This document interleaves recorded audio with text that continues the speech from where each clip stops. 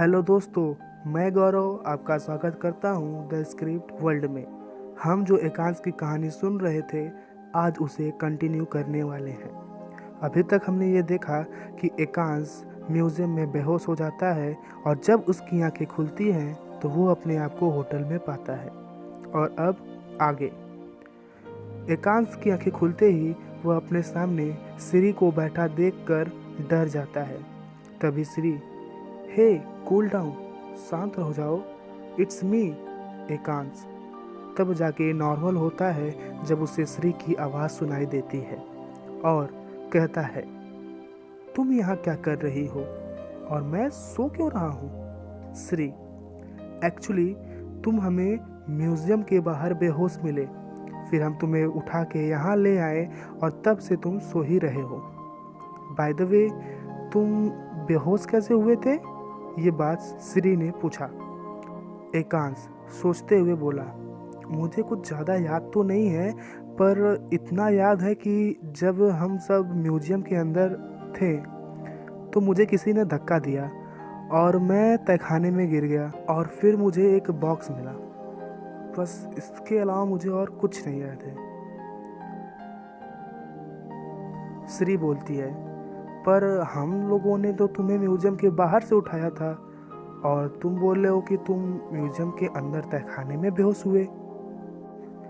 एकांश बोलता है, यही बात तो समझ में नहीं आ रही है कि जब मैं तहखाने में बेहोश हुआ तो मैं गार्डन तक पहुंचा कैसे? और हाँ, जब मैं बेहोश हुआ तो मेरी हाथों में चोट लगी थी और खून भी बह रहा था, लेकिन अब ये ठीक दिख रहा है। आखिर ये हो क्या रहा है? आश्चर्यचकित होते हुए एकांश बोलता है। श्री, हे इट्स ओके, अभी तुम फ्रेश हो जाओ, हम इस बारे में बाद में डिस्कस करेंगे।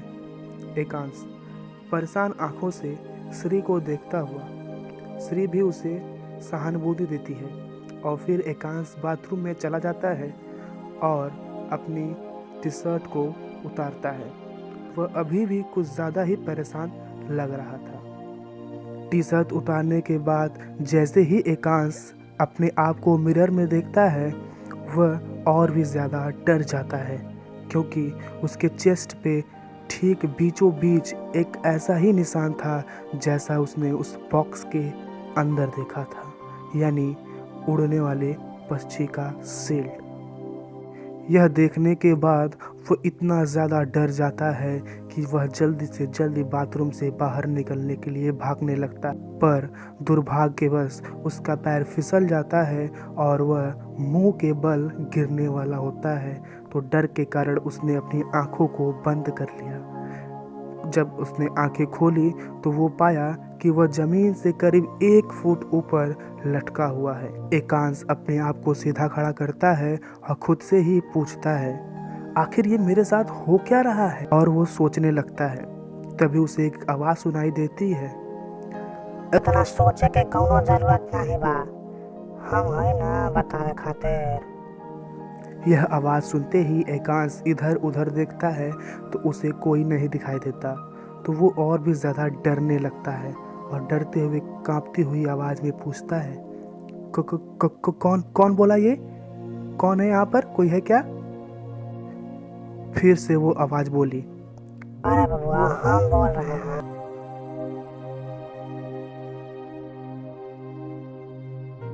एकांश डरती हुई आवाज़ में बोलता है, पर आप हो कौन? और उससे भी बड़ी बात, हो कहाँ पर? दिखाई क्यों नहीं दे रहे हो? वह आवाज़ फिर बोलती है, देख बेड़ो, तू इतना डरपोक और इतना फट्टू है कि अगर अपन थारो सामने आएगा तो तेरे तो फटके हाथ में आ जाएगी। बस एक वास्ते हम नहीं चाहते कि तू फिर से डरा, समझे कि नहीं बबुआ? एकांश फिर बोलता है, ठीक है, वो सब ठीक है, आप नहीं चाहते कि मैं डरूं, लेकिन आप हो कौन? कम से कम ये तो बता सकते हो ना आप। और अगर आप किसी एक भाषा में बोलते हैं तो हमको कोई दिक्कत भी नहीं होती आपकी बातों को समझने में। वह आवाज़ फिर से बोलती है, देख छोरे, पहली गर्ल, ये अब उनका स्टाइल है टॉकिंग करने का। और दूसरी गर्ल है, ये जो थारे छाती पे निशान है ना, वो का टच करके तो हमारे बारे में बहुत जानकारी प्राप्त कर सकता है।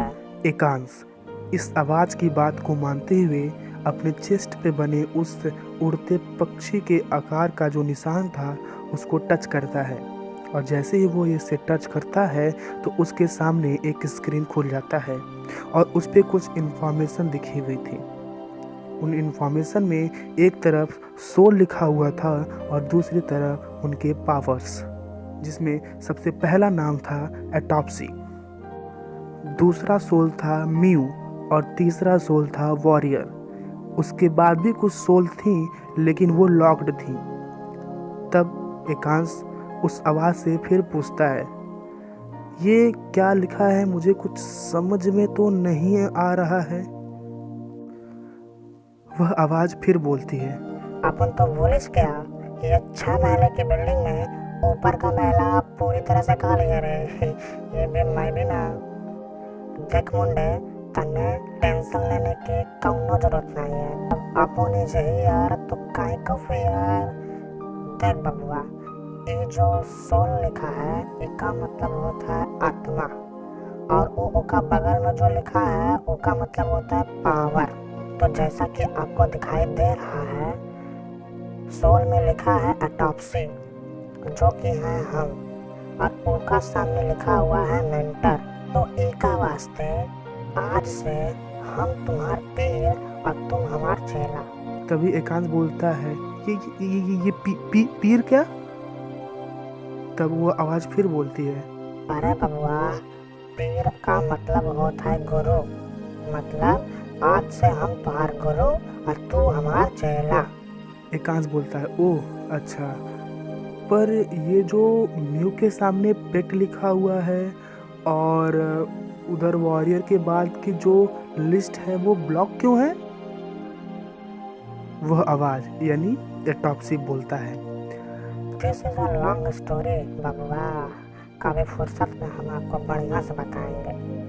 अरे रुकिए जरा, कुलपतिया अब यही बता देंगे तो पूरा स्क्रिप्ट का हम इसे झाक मारने के लिए आए हैं। एकांश, मैं इन सोल का इस्तेमाल कैसे करूँगा?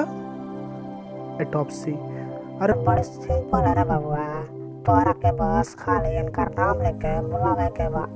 एकरे आगे का सिस्टम तोरा के समझ में आ जाइए जब एक बार ये आ जाइए। एकांश सच में? शक करते हुए कहता है। तभी एटॉप्सी, ट्राई करके देख लेना बाबू। एकांश, ओके देन, मैं चुनता हूँ वॉरियर को। इतना कहते ही एकांश अपनी आंखों को बंद कर लेता है और थोड़ी देर बाद खोलता है, पर जब वह आंखें खोलता है तो उसे कुछ भी महसूस नहीं होता है। वह अभी भी उसी प्रकार नॉर्मल पड़ा हुआ था। एकांश, एटॉप्सी कुछ भी तो नहीं हुआ अभी? एटॉप्सी फिर कहता है, ये मामू, आप लोग इधर करोड़ों साल से बंद पड़े थे तो हड्डियों में जंग लग गई है, तो थोड़ा टाइम मांगता है ना बाबू। एटॉप्सी के इतना कहते ही एकांश को उसके शरीर में कुछ हलचल महसूस होती है और उसके सीने पे लगा वो दाग थोड़ा सा चमकीला हो जाता है और वहीं से उसके शरीर के ऊपर एक सूट बनना शुरू हो जाता है। इस सूट का कलर नीला होता है और देखते ही देखते वह पूरे शरीर को कवर कर लेता है। एकांश, अरे वाह, ये तो बड़ा गजब लग रहा है यार।